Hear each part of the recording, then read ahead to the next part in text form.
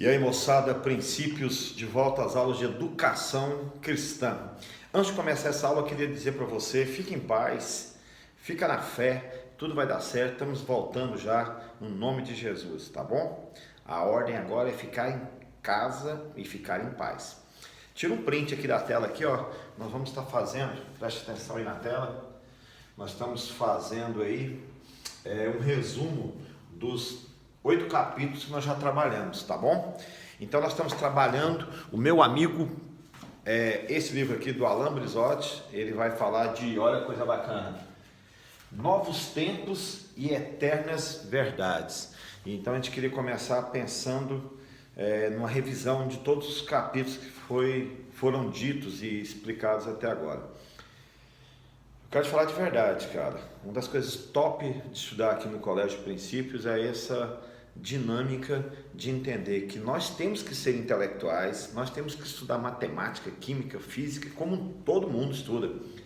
Sermos excelentes no português, na história, na geografia, mas jamais podemos deixar de entender as verdades divinas, tá ok? Existe um Deus eterno e Ele é que gerou em nós a química, a física, a matemática. Deus é o Deus da ciência, tá bom? Mas bora lá, o papo aqui hoje é uma revisão geral dos capítulos, ok? Então, na introdução, bem na introdução, você tirou o print da introdução, qual que é o objetivo? Alain Brizotti acredita, e eu também acredito, que o jovem pode mudar as futuras gerações, podem mudar fortemente a cultura que o Brasil tem. Primeiro tem um papo que adolescente não muda nada, que adolescente não transforma nada, que adolescente está sempre em crise. Claro, adolescente está crescendo, está aprendendo valores, está construindo valores, e na hora de construção de valores, nessa hora de construir os seus valores, você pode construir valores eternos ou pode construir valores efêmeros que passam logo. Então a nossa dica é: construa a sua vida em valores eternos. Então ele está dizendo o seguinte, ele acredita, o autor acredita do livro, que você adolescente, que você do Colégio Princípios pode transformar a sua casa, pode transformar a sua rua, pode transformar o seu estado, o país e o mundo. E eu acredito também. Mas essa crise de transformar o mundo começa primeiro transformando a gente. Você primeiro precisa transformar os seus valores para depois as pessoas começarem a notar essa transformação e querer o mesmo estilo de vida. Bacana? Estamos juntos? Então bora lá. Você pode transformar o mundo. Acredite nessa mudança, acredite nesse ideal. Você tem capacidade de transformação, tá? Não aceite esse papo de adolescente só quer reclamar. Não. Adolescente pode fazer grandes transformações no mundo, ok? Nós temos aí adolescentes fazendo coisas bacanas no mundo todo, transformando o mundo em ONGs, em projetos sociais, em projetos religiosos, em projetos educacionais, em projetos sociais. Então, você pode estar inserido em algum desses projetos, você pode ser o criador de algum desses projetos. Então, você tem a capacidade de transformar. E se você quiser fazer um projeto social, conte comigo. Fala, professor, me ajude a fazer um projeto. Estamos juntos? Estamos juntos.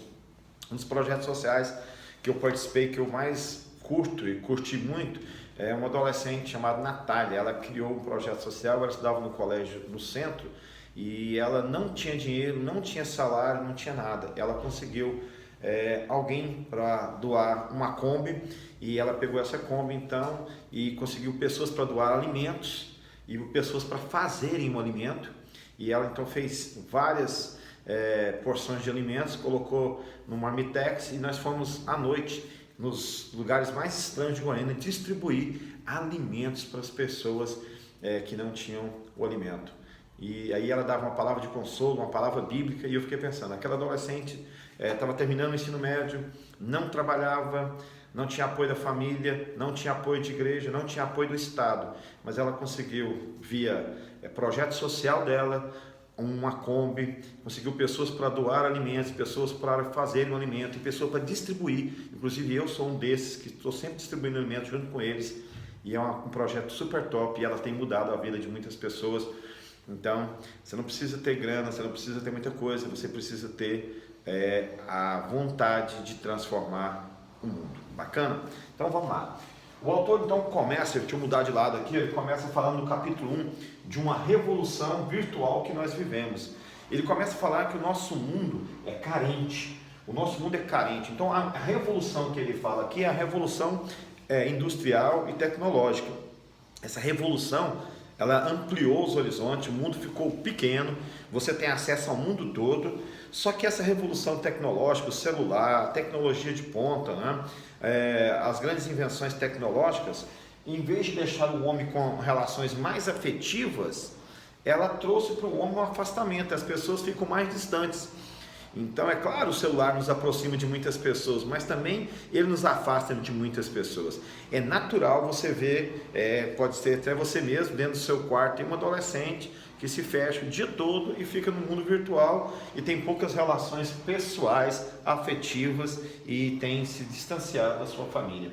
Mas a grande sacada que ele quer trazer, que o mundo contemporâneo, o mundo tecnológico, o mundo pós-moderno trouxe, foi uma crise dos paradigmas. Paradigmas são modelos. Os modelos morais, os modelos de comportamento foram afetados de forma violenta. A grande crise nossa é que nós não temos nenhum modelo mais de padrão, ou seja, ninguém acha nada errado, ninguém acha nada certo. Então está tudo comum, tudo depende de você. Matar uma pessoa pode ser normal para você. Destruir a vida de uma pessoa pode ser normal para você. Então, o mundo quebrou, a lógica mundana quebrou esse padrão aqui que Deus quer. Qual que é um padrão? Um padrão de moralidade, um padrão de respeito. Regras, sim, claro, regras são fundamentais. Tem um rapaz chamado Emile Durkheim. Emile Durkheim fala o seguinte: qualquer regra, por mais chata que seja, é melhor do que a ausência de regras. Ok? Então, quando seu pai coloca regra na sua casa, não fica birrado não, não fica grilado não. Seu pai e sua mãe estão limitando, organizando a partir de padrão. Ele quer criar um padrão para a sua vida, ele não quer deixar você sendo um indivíduo totalmente sem padrão moral. Bacana? E o capítulo 2 então vai dizer que esse mundo carente, esse mundo sem padrão, vai criar na gente uma ausência de uma palavra terrível, que é a ética. O que é ética? A ética é quando você tem um comportamento e esse comportamento seu leva em conta a vida de outras pessoas.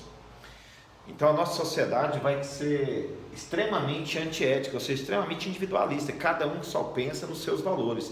E nós temos que pensar no valor do outro, nós temos que pensar na vida do outro, nós temos que entender que o outro também é relevante. Então pense nisso, tá? O outro também é relevante. Pensar no outro não é algo ilógico, tá? É algo lógico, é algo que é para ser normal. Nós é que quebramos essa lógica, tá bom? Um combate violento que precisa ser feito hoje ainda, daquela cultura do jeitinho brasileiro. Nós temos aquela mania de dizer, não, tudo tem um jeitinho, né? Tudo tem um jeitinho, é a quebra da ética, a quebra dos valores. Então, o autor combate esse jeitinho brasileiro de ser. Quando alguém diz, não, mas vamos dar um jeitinho, assim, ele está dizendo para você, vamos quebrar o padrão, vamos quebrar o princípio, vamos quebrar a regra, vamos quebrar a ética. Para fazer o fechamento do capítulo, ele combate, não é? A vida como um acaso. Ele diz, olha, a vida é feita de escolhas. Se você escolhe quebrar a ética, se você escolhe quebrar os padrões estabelecidos, isso vai ter então um resultado na sua vida. Sua vida é fruto de suas escolhas, então não é acaso. Professor, eu não estudei para a prova e vou chegar lá e o acaso vai me ajudar. Não, a mal nota que você vai tirar é fruto de uma escolha. A não ser que chegando na escola você consiga dar um jeitinho de alguém te passar, tal, entendeu? Então, cuidado com o jeitinho de ser brasileiro. É uma praga esse jeitinho de ser brasileiro, tá? A gente tem que quebrar. E o cristianismo podia muito combater. Nossas igrejas combatem pouco ainda o jeitinho brasileiro. A gente tem que combater mais veemente nesse debate contra o jeitinho de ser do brasileiro, da malandragem, da falta de ética, da falta de princípios. Nós estamos aqui para fazer o contrário. Para fechar o raciocínio do capítulo ainda, segue comigo, ele termina o capítulo 3 falando o seguinte, ele conta a história, a parábola do filho pródigo.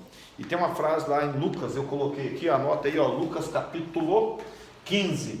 O filho pródigo é um indivíduo que deixou a sua casa e no meio do caminho descobriu um negócio top. Quando você sair de casa, você vai descobrir um negócio top também. Olha a expressão que o texto fala: ninguém lhe dava nada. O menino estava passando fome, estava na pior e descobriu que lá fora ninguém lhe dava nada. Lá fora ninguém te dá nada. Tudo tem um custo, tudo tem um preço. Então, ele está questionando aqui a questão dos deveres e dos valores, dos direitos. Você tem nessa vida, vou te falar uma coisa triste, a gente tem mais deveres do que direitos, e nós queremos inverter, nós queremos ter mais direitos do que deveres. Então essa é uma visão geral dos 3 primeiros capítulos. A gente continua na próxima aula falando do capítulo 4, 5, 6 e seguindo então assim a revisão do capítulo até chegarmos ao 7. Fique em casa, fique em paz, e eu queria deixar bem claro isso: você pode mudar o mundo, e para mudar o mundo nós temos que mudar o mundo com princípios, com valores, e é isso, essa é a nossa dica. Fique em paz.